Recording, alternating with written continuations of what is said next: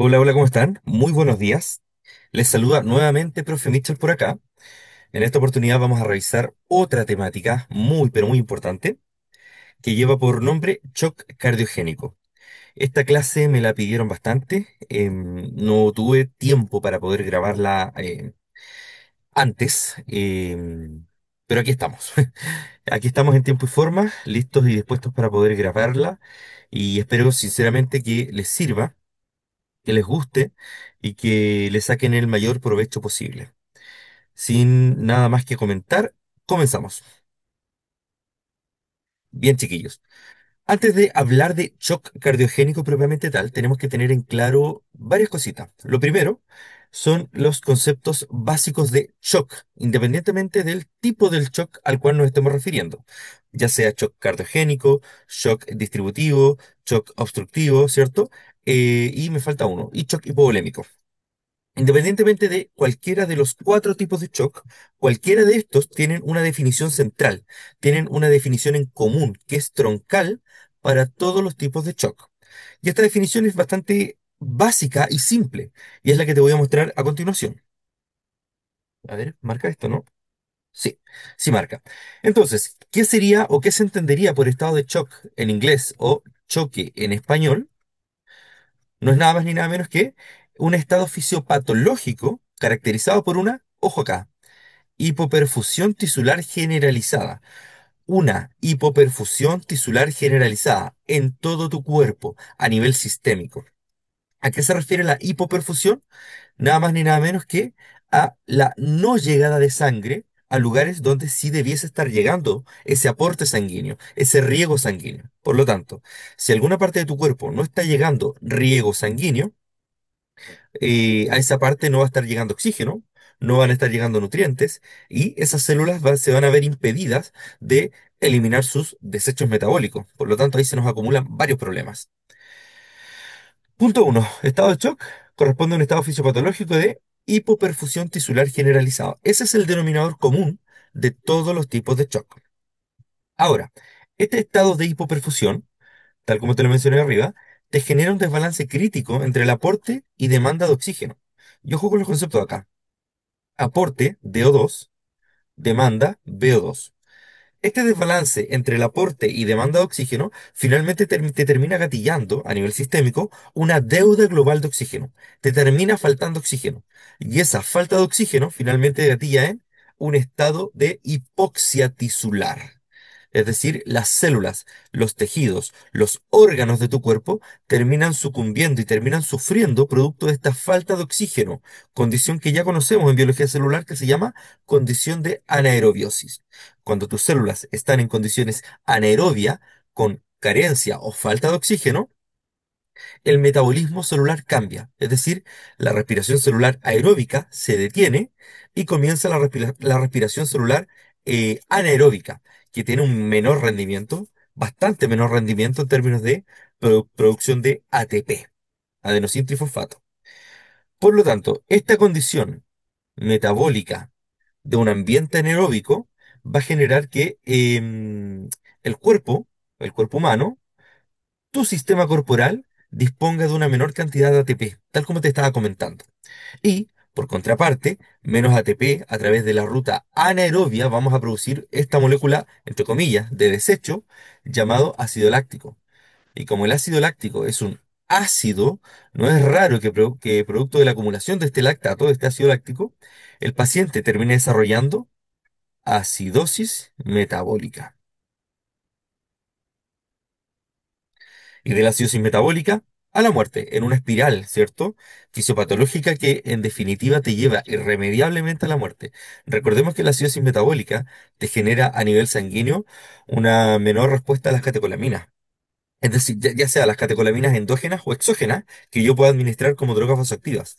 Y esta menor respuesta a las catecolaminas finalmente termina gatillando que el paciente utilice drogas vasoactivas, noradrenalina, adrenalina, dopamina, dobutamina, vasopresina incluso, a altas dosis y aún así no seamos capaces de mantener una PAM, una presión arterial media, dentro de rangos fisiopatológicos para un contexto de shock que permita perfundir órganos vitales. Espero que se haya entendido. Muy bien.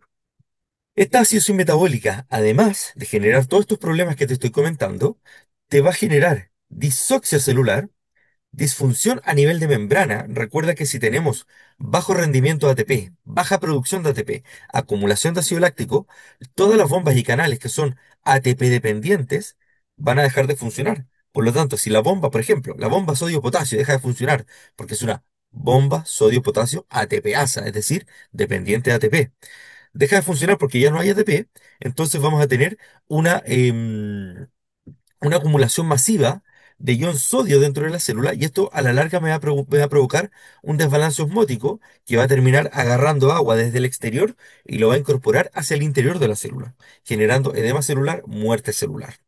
Y nadie quiere eso. Además de disfunción mitocondrial, ojo ahí, disfunción endotelial, sobre todo cuando queremos valorar microcirculación, desarrollo de falla orgánica múltiple y finalmente lo que no queremos en nuestro paciente, que es la muerte. El concepto de disoxia celular, que está aquí, que no lo quiero dejar pasar, corresponde a un concepto en biología celular que se caracteriza porque la célula en su contexto no es capaz de utilizar correctamente el oxígeno, incluso aunque el oxígeno esté presente en el medio. Por lo tanto, el concepto de disoxia celular corresponde a un trastorno o a un problema celular que le impide a la misma célula, valga la redundancia, utilizar adecuadamente el oxígeno por parte de sus organelos, entre ellos la mitocondria. Ahora, ¿por qué podemos tener disoxia celular? Por falla mitocondrial o disfunción mitocondrial, por ejemplo, o por condiciones derechamente anaeróbicas, donde la célula se encuentra hipóxica o hipoxémica. Baja cantidad de oxígeno, bajo aprovechamiento de oxígeno, disoxia celular. Se acabó. Bien, ¿cuáles son los tipos de shock que conocemos? Y ya te adelantaba algo en la introducción.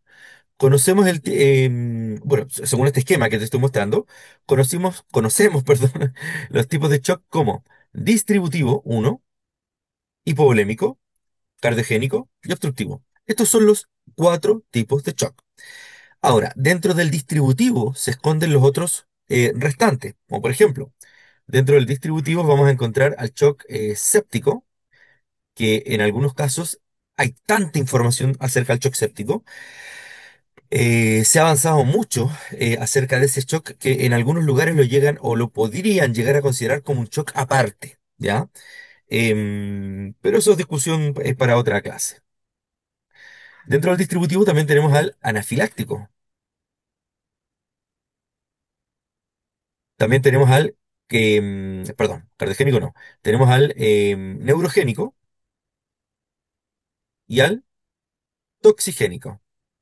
Esos serían los cuatro tipos de shock que se encuentran dentro de la clasificación de shock distributivo. Ahora, ¿cuáles son las características de cada uno de estos tipos de shock? Tenemos el shock distributivo que se caracteriza por una vasodilatación excesiva. ¿Por qué?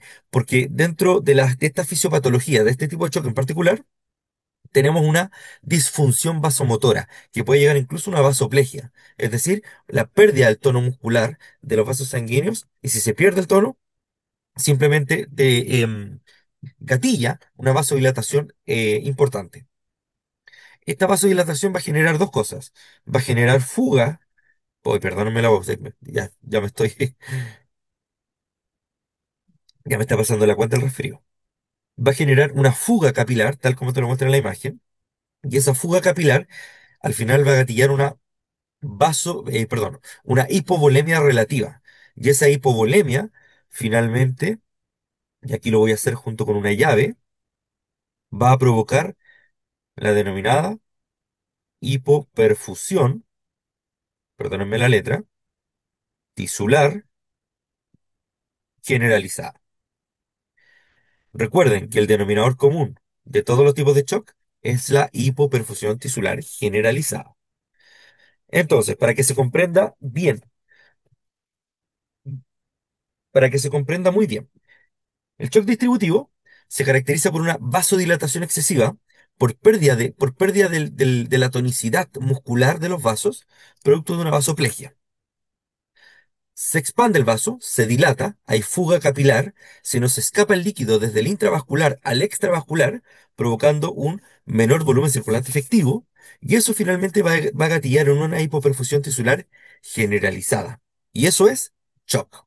Se acabó. Algo similar ocurre en el hipovolémico. Y, sí, algo similar ocurre en el hipovolémico, donde tenemos disminución del volumen circulante efectivo. Y ojo, que dentro del hipovolémico tenemos dos posibles causas. Tenemos el shock hipovolémico hemorrágico y el shock hipovolémico no hemorrágico, por ejemplo, por acumulación de líquidos en un tercer espacio. El hemorrágico es muy fácil. Tienes una hemorragia, pierdes sangre, pierdes volumen, pierdes glóbulos rojos, pierdes hemoglobina, pierdes el carril transportador de oxígeno, finalmente terminas, entre comillas, depletándote, perdiendo volumen circulante efectivo. Si perdemos volumen circulante efectivo, es decir, la cantidad de volumen de sangre que finalmente participa en el intercambio de gases, finalmente vamos a terminar en una hipoperfusión tisular generalizada. Shock. Llegamos al shock. Vamos al tercero, shock cardiogénico, que es la clase que nos compete el día de hoy. El shock cardiogénico es un tipo de shock generado por falla en la bomba. El corazón es un órgano muscular hueco encargado de contraerse y en cada contracción liberar una cantidad de sangre. A esa cantidad de sangre le vamos a denominar desde ahora en adelante gasto cardíaco. ¿Y el gasto cardíaco qué es? La cantidad de sangre que el ventrículo es capaz de expulsar en un minuto. Y en un paciente adulto promedio de 70 kilos correspondería aproximadamente a 5 litros por minuto. ¿Qué quiere decir esto? Que en un minuto se expulsan 5 litros por ese ventrículo. ¿Qué pasa cuando esa función que te acabo de mencionar falla? ¿Qué pasa cuando la contractilidad del corazón se compromete? Ese gasto cardíaco disminuye notablemente. Si disminuye el gasto cardíaco, ya no tenemos perfusión hacia órganos periféricos. Y si ya no tenemos perfundidos los órganos periféricos, finalmente vamos a gatillar una hipoperfusión tisular generalizada. Aparte de otros problemas, como por ejemplo acumulación de presiones retrógradas, edema agudo de pulmón, etcétera, etcétera, etcétera, que lo vamos a detallar en esta clase más adelante. Y por último, el shock obstructivo, que se caracteriza porque, por algún motivo, ocurre obstrucción mecánica del flujo sanguíneo. Por ejemplo, un tromboembolismo pulmonar. Y esa obstrucción mecánica al flujo sanguíneo me va a comprometer a la larga el gasto cardíaco. Si me compromete el gasto cardíaco, al igual que en el shock de al lado, que es el shock cardiogénico, vamos a tener como resultado final una hipoperfusión tisular generalizada. Recuerden, el denominador común de cualquiera de estos cuatro tipos de shock es la hipoperfusión tisular generalizada. Perdónenme que sea tan majadero y que repita tanto esto, y es que es muy necesario, la verdad, entenderlo de esa forma. Como es el denominador común, es hacia dónde van a llegar cualquiera de los tipos de shock, independientemente del mecanismo fisiopatológico que estemos analizando. Bien, los tipos de shock, ¿cierto? Tienen distintos perfiles hemodinámicos, se comportan de distintas formas.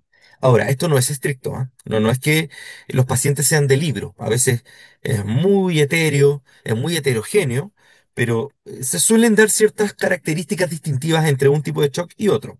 ¿Dependiendo de qué? Del perfil hemodinámico, como por ejemplo la PAM, la presión capilar pulmonar, que lo medimos a través de un catéter de flotación, también conocido como catéter Swan-Ganz, a través del gasto cardíaco, a través de la resistencia vascular sistémica, saturación venosa o el lactato. Aquí estamos midiendo tanto micro como macro circulación, micro como macro hemodinámica. Entonces, tenemos aquellos shocks que se categorizan como hipodinámicos y aquellos como hiperdinámicos. Y ojo que el shock séptico también puede ser hipodinámico, ¿ah? Pero es como lo más característico, ¿ya? Para que se entienda de manera general. Vamos con los hipodinámicos. Shock hipovolémico, ya sea hemorrágico o no hemorrágico. ¿Qué vamos a tener como característico? Una baja PAM. Ay, ¿por qué no me escribí? Ahí está. Una baja PAM, una baja presión capilar pulmonar, bajo gasto cardíaco, una alta resistencia vascular sistémica. Y en todos, ojo, fíjate acá, una alta cantidad de lactato, ácido láctico. ¿Por qué te preguntarás? Bueno, ácido láctico asociado principalmente a esta hipoperfusión tisular generalizada. Denominador común de todos los tipos de shock. La hipoperfusión genera anaerobiosis. La anaerobiosis genera un bajo rendimiento de ATP, tenemos poco ATP, pero al mismo tiempo tenemos la producción de este metabolismo, entre comillas, de desecho, llamado ácido láctico. Por lo tanto, lo vamos a tener elevado en todos los tipos de shock. Ahora, yo sí, sé y entiendo que hay múltiples causas que te generan aumento de el lactato y que el lactato no es un marcador 100% seguro como indicador de hipoperfusión. ¿ya? Pero es uno de los más estables y es uno de los más estudiados. El shock cardiogénico, que es el que tenemos justo acá destacado en rojo, se caracteriza porque tenemos falla de la bomba, ¿cierto? Perfecto. Entonces el gasto cardíaco va a estar disminuido. Como respuesta compensadora, el cuerpo va a liberar catecolamina. Por lo tanto, no es raro que en primera instancia la resistencia vascular sistémica esté aumentada. ¿Por qué? Porque los vasos sanguíneos se van a tender a cerrar. ¿Para qué? Para poder perfundir órganos nobles, redistribuir la sangre hacia órganos nobles en desmedro de aquellos que, entre comillas, no lo necesitan, como por ejemplo la piel, el músculo. Y ya a la larga, cuando el cuerpo prácticamente se agota o los mecanismos de compensación no dan abasto, disminución de la PAM sostenida y aumento de la presión capilar pulmonar que te indica, más o menos, que el pulmón se te está llenando de agua. Si este parámetro se encuentra elevado, es indicador de que el pulmón podría estar congestionado. Edema agudo pulmón. ¿Qué pasa con el obstructivo? Vamos a tener una disminución del gasto cardíaco, es parecido al cardiogénico, aumento de la resistencia ocular sistémica, disminución de la PAM, y más o menos pudiésemos llegar a tener aumento de la presión Witch o presión capilar pulmonar, que pudiera ser indicador de edema agudo de pulmón. Eh, y en el séptico, ¿cierto? O distributivo, más bien dicho, vamos a cursar con una vasodilatación tremenda, es decir, disminución de la resistencia vascular sistémica. ¿Por qué? Porque se vasodilatan tus vasos sanguíneos. Y esto va a provocar más o menos aumento o mantención del gasto cardíaco, disminución de la presión capilar pulmonar, que no te hable en este caso ya de un edema agudo pulmón, de una sobrecarga de volumen o de una sobrecarga de presión, sino que te habla de una depresión, falta de volumen, disminución de la PAM. Y por supuesto aquí, con respecto a todos los tipos de shock, el hipovolémico, hipovolémico, cardiogénico, obstructivo, disminución de la saturación venosa de oxígeno. Y el distributivo incluso podría estar aumentada. Bien, aquí solamente a modo de recuerdo. En cuanto a la respiración celular, ustedes ya saben que cuando la glucosa ingresa a la célula, primero es fosfatada para poder retenerla dentro de la célula. Una vez que se fosfata, y si la célula se encuentra en presencia de oxígeno, es decir, estamos en condiciones de aerobiosis, la glucosa se rompe y se forman dos moléculas de piruvato. Estas dos moléculas de piruvato ingresan rápidamente para formar parte del ciclo de Krebs, o ciclo de los ácidos tricarboxílicos, y a través de este ciclo, sumado a la cadena transportadora de electrones a través de la fosforilación oxidativa, vamos a obtener ¿qué cosa? CO2, tal como te lo indica acá, y ATP. Si no me acuerdo, si mal no me equivoco, aquí eran dos moléculas de ATP y aquí eran 36. 36 a 34, el rendimiento. Por lo tanto, el rendimiento total de la respiración celular aeróbica va desde los 36 a las 38 moléculas de ATP por cada molécula de azúcar, por cada molécula de glucosa. De 36 a 38, dependiendo del libro que tú leas. Y si por el otro lado, esta misma glucosa se encontrara ingresar a la célula y se encontrara en condiciones de anaerobiosis, es decir, falta oxígeno, esta ruta metabólica está acá, se cancela, porque la mitocondria funciona con o en presencia de oxígeno. Por lo tanto, nos tenemos que buscar otra ruta metabólica alternativa para poder generar ATP. Pero lamentablemente esta otra ruta metabólica tiene un rendimiento bastante menor. Y esta es la ruta metabólica que se denomina respiración celular anaerobia, en ausencia de oxígeno. Esta acidosis láctica va a generar, por supuesto, ATP, pero un rendimiento bastante menor, con dos moléculas, y producto de este metabolismo vamos a generar ácido láctico. Y este ácido láctico es el que se va a acumular, ¿cierto?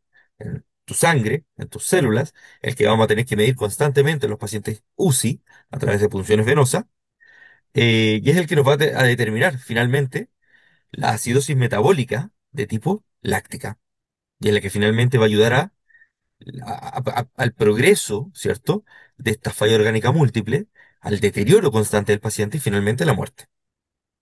Ahora, fíjate acá, el rendimiento del metabolismo anaerobio es de 2 moléculas de ATP versus del aerobio, que son de 36 a 38 moléculas de ATP. Es decir, el rendimiento es bastante disímil, son muy distintos el uno del otro. Es por eso que los pacientes en estado de shock, que son estos de acá, terminan falleciendo. Ahora, tal como te comentaba, la afectación directa de la micro o macrocirculación, que es la que tenemos acá, circulación sanguínea, con esta falta de oxígeno, ay, se me fue el lápiz, ¿dónde está? Acá está. Con esta falta de oxígeno, con esta baja cantidad de ATP y esta acumulación de ácido láctico, esta tríada mortal me va a generar afectación a nivel de a nivel de múltiples órganos. De hecho, lo que tenemos acá arriba es el síndrome de disfunción orgánica múltiple.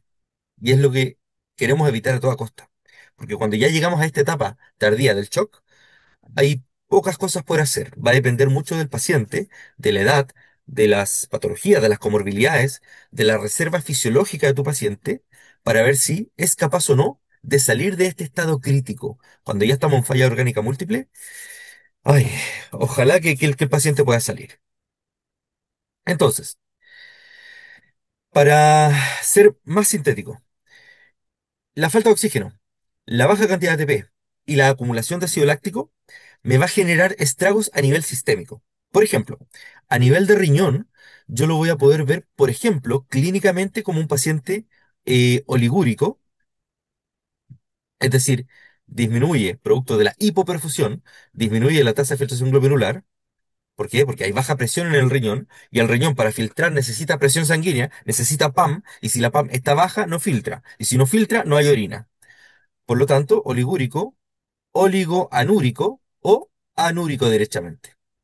Por lo tanto, verificar el gasto urinario del paciente o el débito urinario, como quieren llamarle. Gasto urinario, débito urinario, saber cuánto orina tu paciente. Si tu paciente está comprometido con ciencia, no es cooperador, no es consciente de sí mismo, tiene un Glasgow comprometido, instalación de sonda Foley y a medir balance hídrico estricto. Cuidado, enfermería fundamental. Ingresos y egresos. Medir también serología, ver cómo están los parámetros paraclínicos. La oliguria, la oligoanuria y la anuria son parámetros clínicos que yo observo en mi paciente. Y los parámetros paraclínicos serían, por ejemplo, ver cómo está la creatinina. ¿Aumentó? ¿Cómo está el nitrógeno ureico? ¿Cómo está el ácido úrico? Por ejemplo, ¿ya? O cómo está la tasa de filtración glomerular, que también me la dan estos exámenes de laboratorio. Espero que se vaya entendiendo. A nivel de cerebro, ¿qué tenemos? Esta hipoperfusión a nivel cerebral me va a generar un compromiso de conciencia. Compromiso de conciencia variable, que en sus primeras etapas el paciente pudiese estar consciente del uso orientado e incluso agresivo. O el otro extremo, comatoso, es decir, en coma. A nivel gastrointestinal, esta hipoperfusión tisular generalizada, pero a nivel gastrointestinal, puede provocar desbalance en la microbiota e incluso un fenómeno bien conocido que se denomina translocación bacteriana. Y la translocación bacteriana no es nada más ni nada menos que el fenómeno de que aumenta la permeabilidad intestinal y al aumentar la permeabilidad intestinal, las bacterias que normalmente se encuentran en el intestino se traslocan y pasan a la circulación sanguínea. Y aquello es terrible, porque aparte de cursar el shock que estás cursando, pues en este caso cardiogénico, que estamos hablando de shock cardiogénico, vas a estar cursando con shock séptico. Así que doble tarea. A nivel de piel y tegumento, bueno, vamos a tener el sacrificio de piel, mucosas y la musculatura, donde, producto del shock, el cuerpo intenta redistribuir el flujo sanguíneo para poder aportar irrigación a órganos nobles, sacrificando a otros.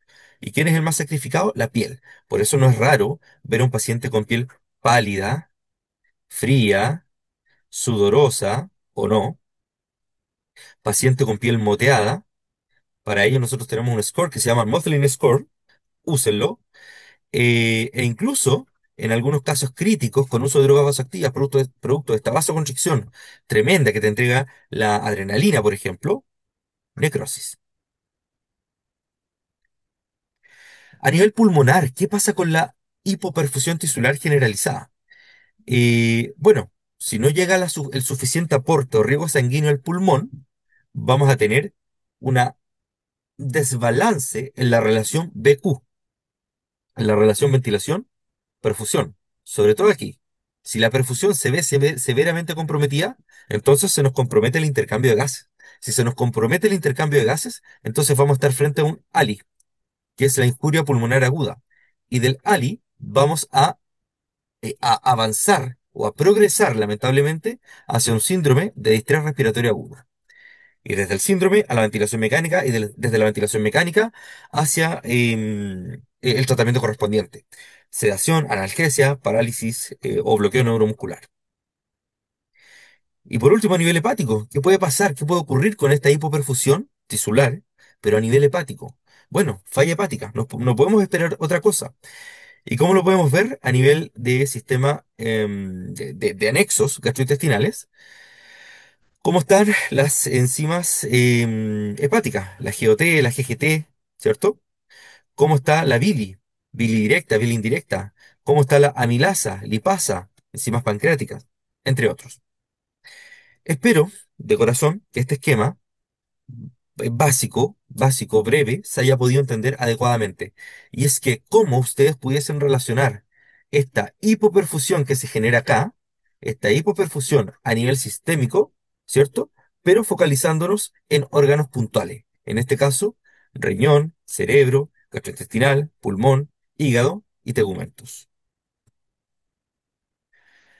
Bien, definamos entonces, entremos de lleno al shock cardiogénico. ¿Qué es el shock cardiogénico? Corresponde a un estado clínico patológico donde existe disfunción cardíaca, es decir, la capacidad contráctil del corazón se ve seriamente afectada o disminuida. Repito, corresponde a un estado clínico patológico donde existe disfunción cardíaca, donde la capacidad contráctil del corazón se compromete, el cual desencadena un cuadro de inestabilidad hemodinámica e hipoperfusión. Estamos hablando de shock cardiogénico, pero es shock.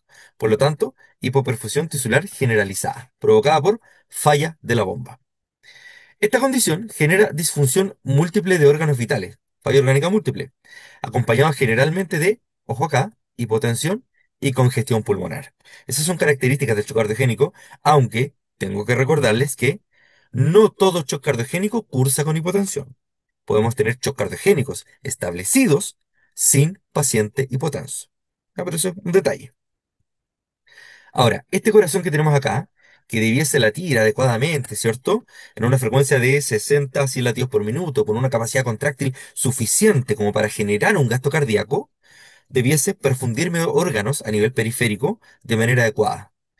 Pero si empieza a fallar y ya no tenemos capacidad contráctil, por lo tanto, el gasto cardíaco, el volumen de eyección, volumen sistólico, ya no es el adecuado, me va a comprometer seriamente la microcirculación. Y si me compromete la microcirculación, entramos entonces en hipoperfusión tisular generalizada. Revisamos un poquitito acerca de la epidemiología del shock cardiogénico. El shock cardiogénico representa el 6% de los pacientes que ingresan a UCI en España. En España, la mortalidad de este shock va entre un 30 a un 60%. Cifra no menor, aunque los reportes de los distintos papers de las distintas comunidades científicas dicen que desde hace 20 años atrás a la fecha, la mortalidad ha ido disminuyendo considerablemente. Eso es verdad, pero aún así, la mortalidad actual del shock cardiogénico sigue siendo elevada. En Francia, la mortalidad varía entre un 40 y un 50%, o sea, es un poquito menor, 10% menor. La causa más común del shock cardiogénico, y ojo con esto, la causa más común del shock cardiogénico, pregunta de prueba, es un infarto agudo del miocardio. Corresponde al 60 u 80% de los casos según las revisiones que ustedes vayan a leer. Y ojo, que también los reportes indican que, si bien el infarto agudo del miocardio sigue siendo perdón, si bien el infarto agudo del miocardio sigue siendo la causa más común de shock cardiogénico, esta causa como tal, a lo largo del tiempo, va en disminución. ¿Por qué? Porque con el tiempo avanza la tecnología. Y como avanza la tecnología, la angioplastía coronaria percutánea, que nos permite reperfundir el corazón, ha ayudado bastante a disminuir esas cifras. Sobre todo la angioplastía precoz. El shock cardiogénico es una patología que posee un alto coste económico, altísimo. Es una patología cara. em, Posee mucha morbilidad, posee mucha mortalidad y los insumos que se utilizan de por sí ya son caros. Las drogas, drogas vasoactivas, milrinona, levosimendan, dopamina, las bombas de infusión, los dispositivos de asistencia mecánica, ¿para qué decir? El ECMO, entre otros. La angioplastia coronaria percutánea precoz, ojo, considerando el contexto de shock provocado por un infarto agudo del miocardio, por un infarto. La angioplastia coronaria percutánea precoz ha demostrado una reducción significativa en la mortalidad del shock cardiogénico, con series que pasan desde 70-80% a 40-50%. ¿Ya? Más del 50% de los pacientes con shock cardiogénico requerirán ventilación mecánica. Así que tenemos que tener un manejo, por lo menos básico, de la ventilación. De un 20 a un 35% de los pacientes con shock cardiogénico padecerán de alguna complicación aguda, renal. Aquí, que injury kidney acute, como injuria renal aguda, que pudiese progresar, ¿por qué no?, a injuria renal crónica. ¿Cuáles serían entonces las características generales de un paciente con shock cardiogénico? Si bien aquí yo te presento las características generales del shock, generales, insisto, generales, existen distintas entidades científicas que clasifican o categorizan el shock según distintos parámetros. La mayoría coinciden en algunos, pero hay otros parámetros que van cambiando según las revisiones. Veamos el primero. Paciente hipotenso. Es como un signo cardinal, aunque ya les dije que no todo paciente en shock cardiogénico cursa con hipotensión. Ojo con eso. Paciente con hipotensión, ojo. Hipotensión, como definición clásica, sostenida. Sostenida por más de 30 minutos. Mayor o igual a 30 minutos. Con una sistólica menor a 90 o una disminución de 30 milímetros de mercurio del basal del paciente. Si el paciente estaba con 130 cuando llegó y ahora de un momento a otro bajó a 100 milímetros de mercurio, estamos o podríamos estar ante la presencia de un shock cardiogénico. Espero que se entienda. Sistólica menos de 90, sostenida por 30 minutos o más, o que un paciente de un momento a otro baje 30 milímetros de mercurio su presión arterial sistólica. O, dice acá, necesidad de drogas vasoactivas para mantener una PAM decente, mayor a 90. Allá tenemos un parámetro, presión sanguínea. Segundo, signos claros de hipoperfusión tisular generalizada, por ejemplo, hipoperfusión de órganos nobles con alteración del estado mental, allá tenemos el cerebro, te lo expliqué. Oliguria, allá tenemos el riñón, te lo expliqué. Oliguria con menos de 0,5 ml por kilo por hora, ahí lo podemos calcular. O su equivalente en ml hora, que sería menos de 30. O extremidades frías, o marcadores bioquímicos paraclínicos, ¿cierto? Como el lactato, que sea mayor o igual a 2 milimol por litro. Eso ya te habla de hipoperfusión. Tercero, falla la bomba, es decir, una baja contractilidad cardíaca. El corazón no está bombeando o está bombeando de manera inadecuada. ¿Cómo lo podemos ver? A través de un parámetro de monitorización hemodinámica invasiva, como lo es el índice cardíaco. Si el índice cardíaco es menor a 2,2 litros minutos metro cuadrado, estamos en problemas, ¿ya? Y el índice cardíaco no es nada más ni nada menos que la interpretación del gasto cardíaco, pero indexado según la superficie corporal del paciente. Por eso llevan su unidad metros cuadrados. Y eso lo sacamos a través de un dispositivo, ya sea dispositivos de monitorización invasiva, ya sea LITCO, PICO o Swan-Ganz. Y por último, la presión capilar pulmonar o presión de enclavamiento arterial pulmonar, presión Witch, mayor a 22 milímetros de mercurio. ¿Qué te indica esto? Que probablemente esta presión capilar pulmonar o esta presión de enclavamiento arteria pulmonar eh, que esté elevada significa que probablemente ese pulmón de tu paciente se esté llenando de agua. Si esta presión está elevada, entonces te habla de que las presiones de tu ventrículo izquierdo se encuentran elevadas. Si tenemos las presiones del ventrículo izquierdo elevadas, acá, mira, te lo voy a explicar acá. Si el ventrículo izquierdo presenta presiones elevadas, es decir, mayor o igual a 22, Es muy probable que con estas presiones elevadas tengamos una circulación retrógrada, es decir, retroceda la circulación sanguínea. De ventrículo nos vamos a aurícula, de aurícula a arteria pulmonar y de arteria pulmonar a pulmón. Por lo tanto, el pulmón se llena de agua por aumento de la presión hidrostática. Esos son los cuatro pilares básicos para poder entender y clasificar al shock cardiogénico. Es decir, si yo soy capaz de razonar estos cuatro puntos y decir, si el paciente está hipotenso, si el paciente está hipoperfundido, si el paciente tiene baja contractilidad y si el paciente probablemente tiene edema agudo pulmón, hecho cardiogénico, maravilloso.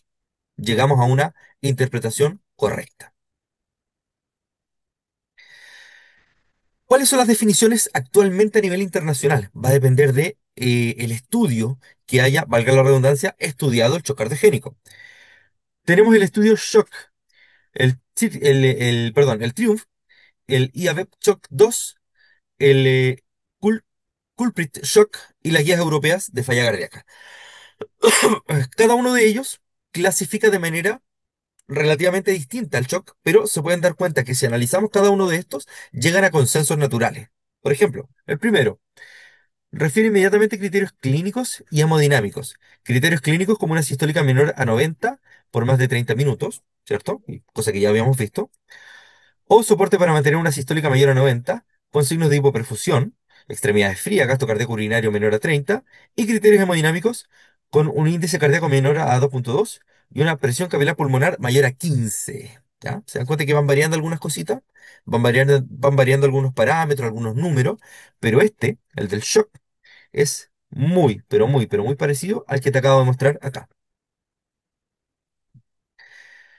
Tenemos el estudio de al lado que indica infarto confirmado, perfecto, parte con un infarto, con una sistólica menor a 100, ya no es 90, 100, a pesar de un vasopresor dopamina con dosis mayor a 7 gamma kilominutos, o nora con dosis mayor a 0,15 gamma kilominutos. Parte así.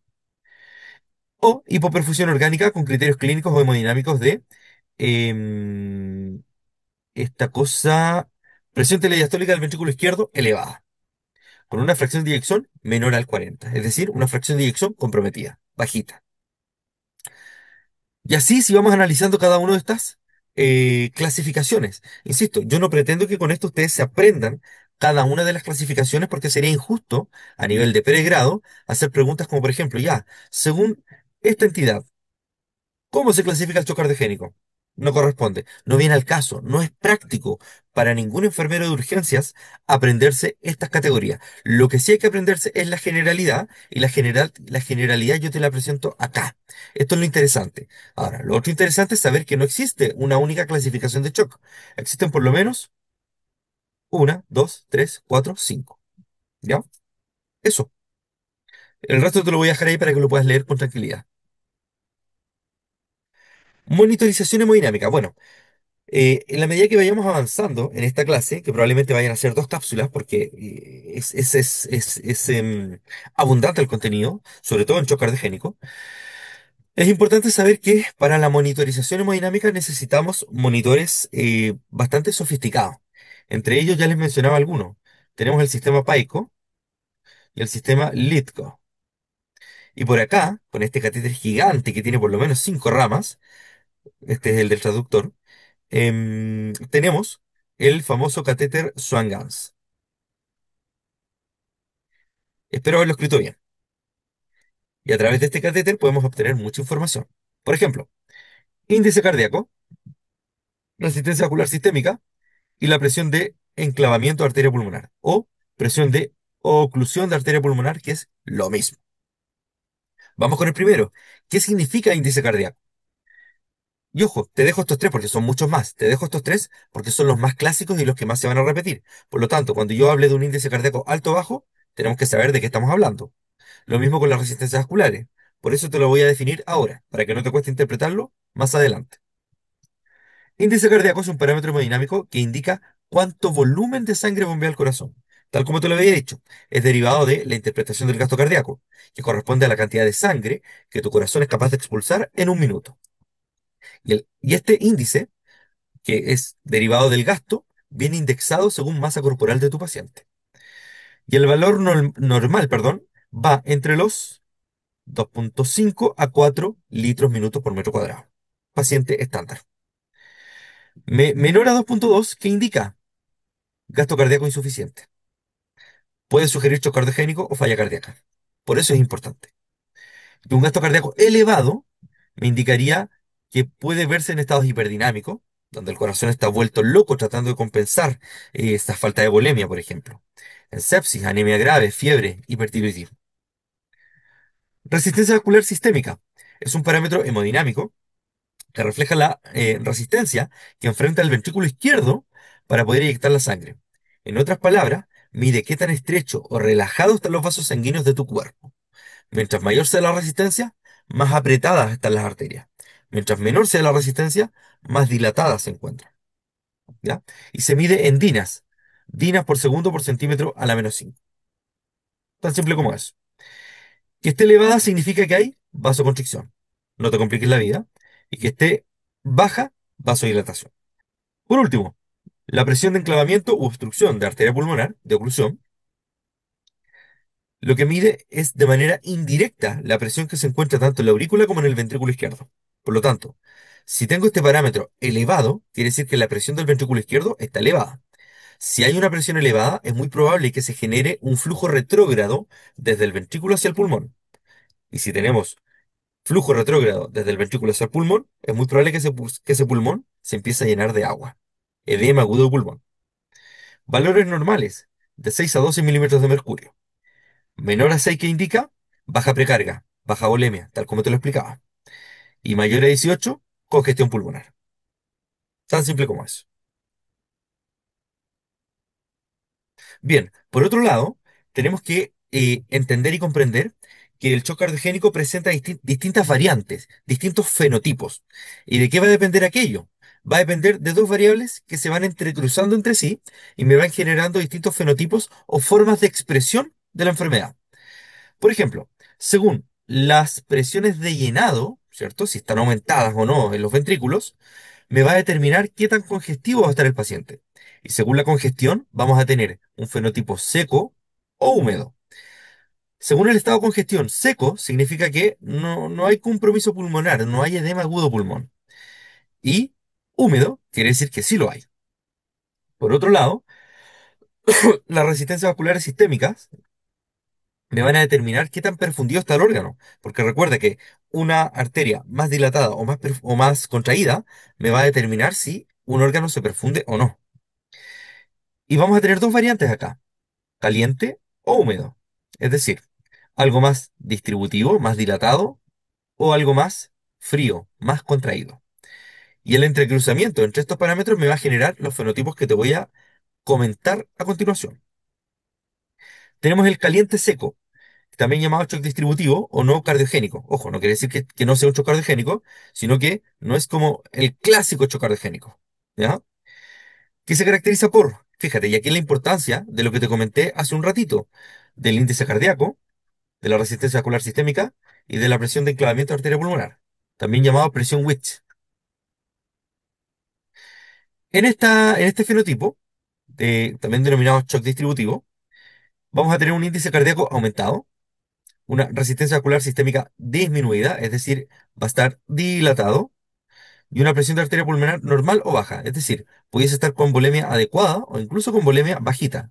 Y esto tiene sentido, ¿por qué? Porque si el paciente se vasodilata, pierde volumen. Si pierde volumen, entonces la POAP va a estar bajita, ¿ya? Y el índice cardíaco aumentado porque probablemente va a estar hiperdinámico, corazón vuelto loco. Vámonos al lado. Vamos a estar en caliente, pero esta vez vamos a estar húmedo. Seguimos calientes, seguimos vasodilatados, mira, normales o bajas, pero esta vez vamos a estar húmedos porque vamos a estar congestivos. Y si vamos a estar congestivos, si el pulmón se nos llena de agua, ¿cómo va a estar la POAP? Elevada. Es decir, la presión de enclavamiento tiene que estar elevada. Con un índice cardíaco disminuido, un corazón ya flojito. Y a este se le denomina, perdón, shock mixto, shock cardiogénico más un componente distributivo. Acá abajo tenemos el shock frío más seco, frío seco, también llamado shock euvolémico, donde vamos a tener un índice cardíaco disminuido, corazón flojo, resistencias aumentadas, es decir, vaso contraído, y una presión de enclavamiento normal o baja. Tan simple como eso. Euvolémico. Ojo, si el índice cardíaco cae, no es raro esperarse que como respuesta adrenérgica, bien digo, catecolaminérgica en primeras instancias, haya esta vasoconstricción tremenda. Y ojo, que esta vasoconstricción tremenda, en primera instancia está bien, me salva de la hipoperfusión, pero si se prolonga en el tiempo, caemos en un círculo vicioso porque aumenta la poscarga. Y un corazón ya dañado que tenga que vencer aún una mayor poscarga, lo va a dañar aún más. Ojo ahí. Y por último, tenemos el shock clásico, que este es el más común de todos los shocks, donde tenemos un índice cardíaco disminuido, ¿sí? Una resistencia aumentada, producto de esa vasoconstricción, como mecanismo de defensa, aumento de las catecolaminas, y una presión de arteria pulmonar elevada, un pulmón lleno de agua. Eso. Sinceramente espero que se entienda. Bueno, ¿qué pasa con respecto a las etiologías del shock? Ya habíamos hablado de una, que la etiología más común es el infarto agudo del miocardio, con una incidencia entre el 60 y el 80%, más o menos, dependiendo de lo que tú leas. Por lo tanto, infarto agudo del miocardio, la number one, hasta el día de hoy. Tenemos fallo de bomba, provocado por esto, infarto que generalmente afecte a más menos el 40% de la masa cardíaca, de la masa ventricular. Fíjate, este es el umbral límite. Fácilmente pudiese ser una pregunta de prueba. Infarto más pequeño con disfunción ventricular izquierda preexistente o un infarto previo o un reinfarto. Ahí tenemos causas de falla de bomba. Ahora, también tenemos otras causas que no son infarto, como por ejemplo, aquellas complicaciones mecánicas. Una insuficiencia mitral aguda causada por una ruptura de músculos papilares o cuerdas tendinosas pudiese provocar choque cardiogénico. Una ruptura del tabique interventricular pudiese provocar choque cardiogénico. Una ruptura de pared libre, taponamiento cardíaco, pudiesen provocar choque cardiogénico. Son causas de choque cardiogénico, pero en menor proporción. Un infarto al ventrículo derecho. Y me han tocado varios pacientitos, lamentablemente, con infarto del ventrículo derecho. ¿Cómo vemos el infarto del ventrículo derecho? Tenemos que prestar atención a las derivadas de 2, de 3 y ABF. Y conforme a ello, tomar derivadas especiales de ventrículo derecho y empezar a discriminar. Otras condiciones. Por ejemplo, miocardías en etapa terminal, miocarditis, shock séptico. Recuerden que el shock séptico, como sepsis propiamente tal, provoca citoquinas que son proinflamatorias. Y parte de esas citoquinas, de esa tormenta de citoquinas liberadas en el shock séptico, son, lamentablemente, cardiodepresoras. Por eso, no es raro que en un paciente que inicialmente tenía shock séptico, evolucione a un shock cardiogénico, es decir, un shock mixto, séptico y cardiogénico al mismo tiempo. Y ahí hay que combatir dos tipos de shock. Se nos complica el cuadro. Obstrucción de llenado del ventrículo izquierdo, toxicidad farmacológica, abuso de betabloqueadores, bloqueadores de los calcioantagonistas o clonidina. Insuficiencia mitral, entre otros. Ahí te lo dejo para que lo leas. Con respecto a la fisiopatología del shock como tal, aquí tenemos un esquema general básico, espero que se logre entender bien. Donde tenemos al corazón, un miocardio que ya está dañado, tenemos unas fibras contráctiles que ya están flojas, ya no contraen, la contractilidad está comprometida. ¿Qué genera? Disminución del gasto cardíaco. Claro, no contrae, menos gasto. Hipotensión. Recuerden que el gasto cardíaco es el producto entre la frecuencia cardíaca y el volumen sistólico. Up. Y la presión arterial corresponde al producto entre el gasto cardíaco y la resistencia vascular sistémica. Oh, por lo tanto, si se compromete el gasto cardíaco, acá se comprometió el gasto cardíaco, es porque se comprometió la frecuencia cardíaca o el volumen sistólico. Probablemente sea el volumen sistólico, ¿no? Menos gasto cardíaco, menos expulsión. Al volumen sistólico también se le llama volumen expulsivo, para que lo vayan entendiendo. Y si disminuye el volumen sistólico, perdón, si disminuye el volumen sistólico, disminuye el gasto cardíaco. Si disminuye el gasto cardíaco, acá, fíjate, ¿qué va a disminuir? La presión arterial. Es por eso que el paciente cursa con hipotensión, ¿ya? Aunque no todos cursan realmente con hipotensión. Hay casos menores en que no, pero la mayoría sí lo hace. Por lo tanto, se daña el miocardio, disminuye el gasto, disminuye la presión. Si disminuye la presión sanguínea, disminuye la perfusión, pues si no tenemos presión para perfundir, ¿ya? Y si disminuye la perfusión sanguínea, entonces entramos a una espiral continua y ominosa de disfunción orgánica múltiple, falla orgánica múltiple. Y desde allí, lamentablemente, a la muerte. Por otro lado, si tenemos un corazón que lamentablemente no contrae bien, van a aumentar ciertas presiones pulmonares, como por ejemplo la PaO-P. Y ya lo vimos, que es la presión capilar pulmonar. Si aumenta esa presión, ¿qué me indica? Que el pulmón se está llenando de agua. Tenemos congestión pulmonar. Si tenemos congestión pulmonar, entonces el pulmón ya no hace hematosis, o la hematosis es bastante eficiente. Hematosis, intercambio de gases. Si no hay intercambio de gases, entramos entonces en hipoxia. Y esta hipoxia viene a agravar todo el cuadro, lamentablemente. Finalmente, esta hipoxia contribuye a la disfunción orgánica múltiple y a la muerte. Pero ojo, que esta hipoxia va a contribuir también al mismo tiempo a la isquemia coronaria, es decir, a la isquemia que pueda presentar el mismo corazón, cerrando lo que les comentaba previamente, este círculo vicioso. ¿Qué tenemos además? Por este lado, la hipotensión arterial, para que sigamos la misma línea del esquema. La hipotensión arterial, perdón, va a generar una menor perfusión coronaria. Claro, hay menos presión, hay menos perfusión. También a nivel cardíaco. Recuerden que el corazón se irriga en diástole. Si hay menos perfusión, llega menos sangre al corazón, lamentablemente. Esta disminución de la perfusión coronaria va a determinar o gatillar una isquemia coronaria, que el cual va a producir a nivel cardíaco la generación y liberación de citoquinas proinflamatorias. Y estas citoquinas proinflamatorias, interleuquina 6, interleuquina 2, factor de necrosis tumoral, etcétera, etcétera, etcétera, van a provocar un síndrome de respuesta inflamatoria sistémica, SIRS, una tormenta de citoquinas.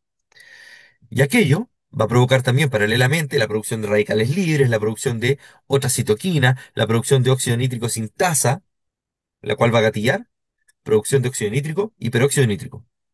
Y esto, el óxido nítrico, con lo cual es un vasodilatador potente, vasodilata, disminuye la resistencia vascular periférica, ¿cierto? Va a terminar gatillando producto de esta vasodilatación, menor perfusión coronaria.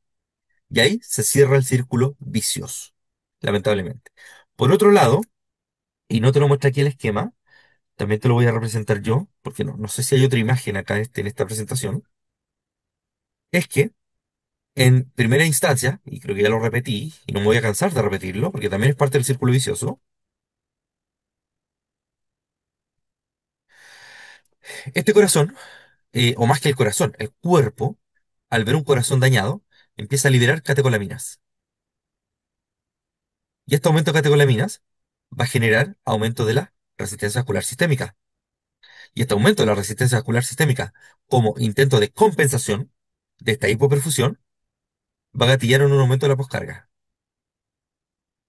En primera instancia, esto resulta fenomenal, porque aumenta la perfusión miocárdica, aumenta la perfusión sistémica, evitamos la hipoperfusión tisular generalizada. Pero esto no se puede prolongar. ¿Por qué? Porque este aumento en la poscarga no lo va a aguantar un corazón que ya está enfermo. No lo va a aguantar un corazón que ya tiene problemas de contractilidad. Por lo tanto, esta misma poscarga, a la larga, va a venir a repercutir acá al corazón y va a dañar aún más la capacidad contráctil del corazón. Porque este corazón dañado, al aumentar la poscarga, va a tener que vencer una mayor fuerza para poder expulsar la sangre. Bien, aquí tenemos otro esquema para que se pueda entender mejor la fisiopatología del shock cardiogénico. Partimos con un infarto, el cual provoca lamentablemente disfunción miocárdica, donde se tiene que perder más o menos el 40% de la masa ventricular izquierda para que comience a gatillarse el shock cardiogénico. Si la disfunción es sistólica de contracción, entonces lo que se ve seriamente afectado es el gasto cardíaco. Listo. Este gasto cardíaco puede provocar y te va a provocar una hipoperfusión sistémica e hipotensión. Esta hipoperfusión sistémica va a gatillar mecanismos de compensación, tal como te comentaba.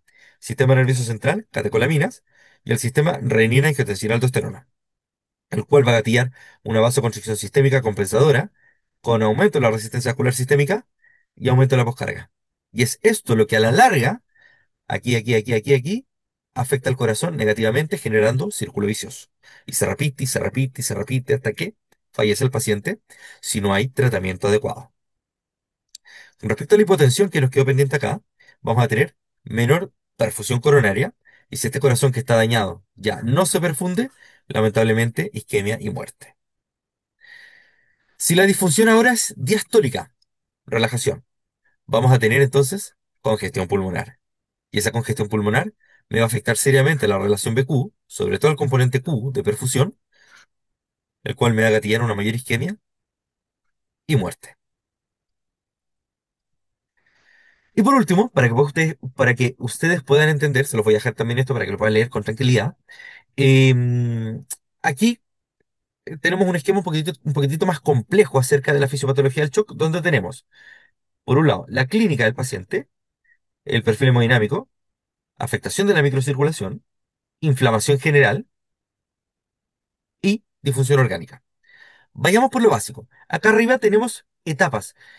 Y esto lo vamos a ver en la segunda cápsula porque aquí ya no alcanzamos. El shock se puede clasificar según una escala que se denomina escala SKY, que corresponde a un organismo internacional encargado de estudiar esto.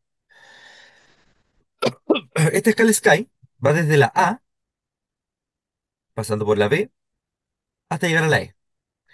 Va desde lo más básico, desde lo más inocuo, hasta lo más ominoso, hasta lo más terrible. Por lo tanto, ¿qué te indica aquello? Que el paciente que cursa con shock cardiogénico en las primeras etapas, entre la A y la B, el paciente puede tener una presión arterial, una presión sanguínea normal o un índice cardíaco normal y estar choqueándose. Por lo tanto, en las primeras etapas pudiésemos perder tiempo valioso porque el paciente no nos entrega claros indicios de un shock cardiogénico, porque claro, está compensando, está liberando catecolaminas, o, o puede deberse también a una mala pesquisa por parte de nosotros. Así que ojo con eso. Esto es en la etapa A. Paciente que, por ejemplo, sufrió un infarto agudo del miocardio, ¿cierto? Y que se encuentra con un KILIP 1, KILIP 2 y no está en shock cardiogénico, pero está en riesgo, en serio riesgo. Luego vamos a la etapa B, donde ya partimos el shock cardiogénico propiamente tal, donde el paciente puede verse con una presión arterial disminuida y una resistencia vascular normal o aumentada. ¿Por qué? Porque hay vasoconstricción. ¿Y por qué hay vasoconstricción? Porque aumentaron las catecolaminas. ¿Ya?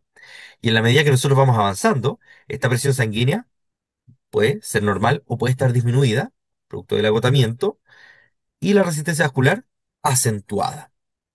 ¿Para qué? Insisto, tal como te lo mostré en los esquemas previos, para poder compensar esta falla de bomba. Fíjate que en la medida que vamos progresando a lo largo de esta línea de tiempo y vamos agravando la enfermedad, va aumentando la congestión pulmonar, edema agudo de pulmón, y va aumentando la hipoperfusión, el shock. Y también, en esta línea de tiempo, va aumentando la cantidad de citoquinas que se liberan a la sangre. Y es esa cantidad de citoquinas las que van empeorando todo este cuadro. Finalmente llegamos a un punto de corte, más o menos en esta etapa del cuadro, donde ya entramos a la etapa C, D y E del shock cardiogénico, etapas a las que no queremos llegar, donde vamos a tener disminución de la presión arterial o resistencias vasculares normales o disminuidas por agotamiento y una vasodilatación acentuada. ¿Qué pasa con la microcirculación, que es la que tenemos acá? Con la microcirculación vamos teniendo eventos trombóticos, microtrombóticos, lamentablemente, adhesión plaquetaria, expresión de moléculas de adhesión celular, donde la circulación sanguínea que antes existía, ahora ya no existe. Por lo tanto, si no hay microcirculación, no hay entrega de nutrientes, no hay entrega de oxígeno. Las células no tienen dónde descargar sus desechos metabólicos. Por lo tanto, muerte. Por último, en cuanto a al daño orgánico, injuria de órganos, bueno, prácticamente lo mismo que te expliqué hace unas láminas atrás con respecto a los órganos que se ven seriamente afectados con este tipo de shock. Bien, lo dejamos hasta acá. Aquí te dejo la bibliografía 1, 2, 3, 4, 5. Bibliografía que realmente sirve, ¿ah? No saco nada con colocarte aquí 12 bibliografías, en definitiva, con estas 5 basta y sobra, ¿ya? Para poder entender bien lo que es el shock cardiogénico, su fisiopatología, su, su génesis, su clasificación, y más adelante lo que vamos a ver, su tratamiento, ¿ya? Así que, próxima cápsula tratamiento, abordaje, cuidados de enfermería del shock cardiogénico y un poquitito más. Muy bien. Por último, ya para ir cerrando esta cápsula, que espero que haya quedado cortita. Nada, pues, quedas cordialmente invitado a suscribirte a este canal, sobre todo si este contenido es de tu agrado y de tu ayuda. La verdad es que con suscribirte y darme un like me ayudarías bastante a poder seguir creando más contenido. Eso, dame una manito de tu parte, dame ese incentivo de parte tuya y sin duda vamos a ir creando más contenido día a día. Nos vemos en la cápsula número 2 y final y hasta la próxima.